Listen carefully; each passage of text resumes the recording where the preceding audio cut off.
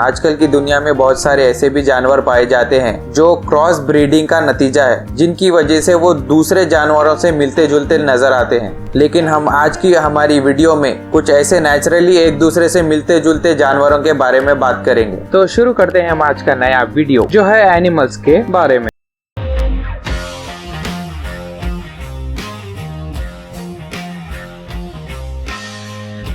Rabbits and hairs. बहुत सारे लोग इन दोनों को एक जैसे मानते हैं, लेकिन ये असल में अलग अलग है। हेयर्स के कान और पैर बड़े होते हैं रैबिट के मुकाबले, और हेयर्स की बॉडी पे काले निशान भी होते हैं। हेयर्स के पंजे भी रैबिट के मुकाबले बड़े और थोड़े पीछे होते हैं, जिसकी मदद से वो सीधे ठहर सकता है। हेयर्स की पूरी बॉडी रैबिट के मुकाबले बड़ी होती है और ये रैबिट के मुकाबले तेज भी भाग सकता है। जब कोई खतरा आने पर हेयर्स बहुत तेज भाग सकता है, वहीं रैबिट डरने लगता है। अब आप हेयर्स और रैबिट के बीच का फर्क आसानी से कर सकते हैं।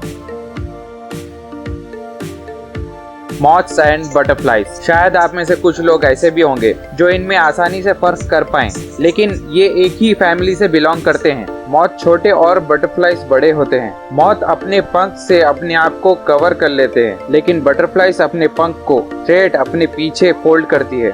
मॉथ, जिसे हम परवाना भी कहते हैं, इसके सर पर ब्राउन कलर के बाल होते हैं, लेकिन बटरफ्लाई के सर पर नहीं होते। मॉथ अक्सर डार्क कलर के होते हैं, लेकिन बटरफ्लाइज कलरफुल और ब्राइट होते हैं। बटरफ्लाई के एंटेना बड़े और गोल्फ क्लब के शेप के होते हैं, लेकिन मॉथ के एंटेना ऐसे नहीं होते। इनके एंटेना नुकीले होते हैं। मॉथ के एंटेना फेदरी होते हैं और नुकीले होते हैं। Seals and sea lion. ये दोनों भी एक ही फैमिली से बिलोंग करते हैं और दोनों के भी पैर चपटे होते हैं, क्योंकि ये मरीन एनिमल्स है। सील्स अक्सर सी लायन से बेटर होती है पानी में, लेकिन पानी के बाहर सील्स अपने पेट के बल रेंगती है और सी लायन अपने पैरों पर चलता है। सील्स के कान बाहर नहीं होते, लेकिन सी लायंस के कान बाहर होते हैं और छोटे से होते हैं। सील्स अकेले रहना पसंद करते हैं और खामोशी को पसंद करते हैं, वही सी लायंस सील्स से अपोजिट होते हैं। ये बड़ी आवाजें करते हैं और झुंड में रहना पसंद करते हैं। अब हम जिन अहम शक्ल्स के बारे में बात करने वाले हैं, वो दिखने में चूहे की तरह दिखते हैं, बड़े चूहे की तरह। इनके नाम है पोजम्स एंड ओपोजम्स। जहाँ पोजम्स ऑस्ट्रेलिया में रहते हैं, वहीं ओपोजम्स नॉर्थ अमेरिका में रहते हैं। जितना इन दोनों नामों के बीच सिमिलैरिटीज है, उतना ही इनका डिस्टेंस ज्यादा है। इन दोनों के नाम मिलते जुलते हैं, शक्लें भी उतनी ही मिलती जुलती है। ये दोनों एक दूसरे से बहुत दूर अलग अलग कॉन्टिनेंट्स में रहते हैं। ये तो होगा फर्क उनके रहने की जगह का। अब बात करते हैं उनकी शक्ल में या फिर उनके अपीयरेंस में दिखने वाले फर्क के बारे में। अपोजम की तुलना में पोजम की आंखें और कान बड़े होते हैं, और जहां अपोजम की टेल यानी कि दुम पर कोई बाल नहीं होते, वहीं पोजम की दुम पर बड़े सॉफ्ट बाल होते हैं। अब हम बात करते हैं उस जानवर के बारे में जिसके बारे में कहा जाता है क्रोकोडाइल्स एंड एलिगेटर्स। इन दोनों के बीच का डिफरेंस मालूम करना इतना मुश्किल भी नहीं है। हम इन दोनों के सर को देखकर इनका डिफरेंस बता सकते हैं। जहां क्रोकोडाइल का सर थोड़ा लंबा होता है और वी शेप में उसका मुंह होता है, वहीं एलिगेटर का सर छोटा होता है और उसका मुंह यू शेप का होता है। और जब क्रोकोडाइल मुंह बंद करता है तो उसका जबड़ा और दांत ज्यादा दिखाई देते हैं। एलिगेटर के साथ ऐसा नहीं होता, ज्यादातर उसके दांत छुप जाते हैं जब वो मुंह बंद करता है। एलिगेटर्स डार्क कलर के होते हैं और क्रोकोडाइल्स लाइटर कलर के होते हैं अक्सर। एक और सबसे मेन बात, क्रोकोडाइल्स ज्यादा गुस्सैल होते हैं एलिगेटर्स के मुकाबले।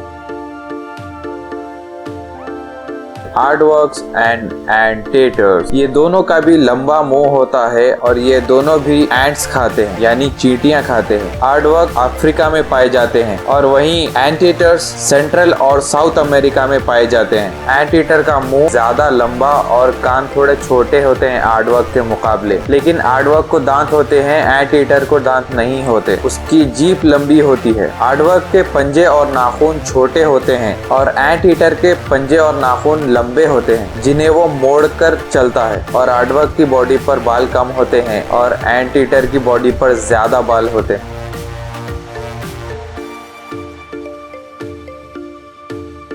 Lizards and salamanders. ये दोनों दिखने में बहुत सेम है, लेकिन इन दोनों की स्पेसीज अलग अलग है। जहाँ लिजर्ड्स रेप्टाइल फैमिली से आती है, सैलेमेंडर्स एम्फीबियन फैमिली से आती है। रेप्टाइल्स रेंगने वाले जानवरों को कहते हैं और एम्फीबियंस वो होते हैं जो पानी के करीब रहते हैं। सैलेमेंडर्स पानी के करीब पाई जाती है और लिजर्ड्स आपको कहीं भी मिल सकती है। अब बात करते हैं इन दोनों के बीच के डिफरेंसेस यानी फर्क के बारे में। लिजर्ड्स सैलेमेंडर से बड़े और लंबे होते हैं। इनके पंजे और नाखून भी सैलेमेंडर्स के मुकाबले बड़े होते हैं। जहां लिजर्ड्स की स्किन थोड़ी रफ होती है, वहीं सैलेमेंडर्स की स्किन बहुत स्मूथ और चिकनी होती है। पफिन्स एंड पेंगुइन्स, इन दोनों की बॉडी पर सेम कलर्स होते हैं और इनका खाना भी एक जैसा ही होता है। ये दोनों दिखने में बहुत सेम लगते हैं, लेकिन ये बहुत अलग अलग हैं। मतलब जहाँ पेंगुइन्स पानी में बहुत अच्छे से तैर सकते हैं, पफिन्स उड़ते हैं। ये साइज में छोटे होते हैं, ये 10 से 15 इंच तक के साइज के हो सकते हैं। वहीं पेंगुइन्स 4 फुट तक के बड़े हो सकते हैं। पफिन्स के 4 स्पीसीज होते हैं जो सारे के सारे नदर्न हेमिस्फीयर यानी दुनिया के नॉर्थ साइड में रहते हैं और पेंगुइन्स के 18 स्पीसीज दुनिया के नीचे वाले हिस्से में रहते हैं।